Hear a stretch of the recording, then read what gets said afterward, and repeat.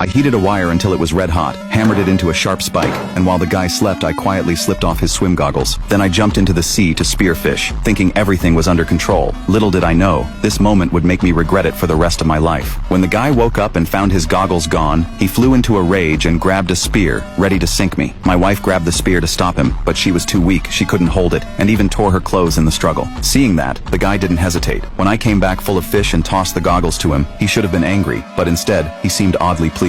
I felt something was off, but I didn't think too much of it, and proudly showed off my prize, just wanting to fill my stomach. Then I noticed my wife's eyes darting away, and my chest tightened. She didn't say a word, and I started to realize the seriousness of the situation. I looked back at the guy next door, and suddenly understood. Rage surged through me. I grabbed her, and threw her in front of the guy, hoping she'd repent. But minutes later, to my shock, she and the guy were chillingly dancing together like nothing had happened. Seeing that, I turned green with anger. I couldn't stand it. I swore to myself they'd pay for this. So I smashed a glass bottle, ground down the bottom, glued it to the neck, softened a plastic bottle over a flame, cut it open, and sealed the mouth with black rubber made a makeshift diving mask. I couldn't wait and dove in. Underwater was clearer than I expected. Excited, I planned to spear a few big fish to spite them, but then I spotted a sunken dinghy. It only had a small hole fixable. My mind lit up. Repair that boat, and I could get off this island. I abandoned the fishing idea, took off the goggles, and started hauling the boat. Walking in water is brutal. Pulling a boat heavier than me nearly exhausted me. I gasped for air, kept going, terrified the tide would wash it away. Finally, I dragged the dinghy up onto shore. The guy saw it and seemed to realize this might be our way out. He ran over to help, but I barked at him to stop.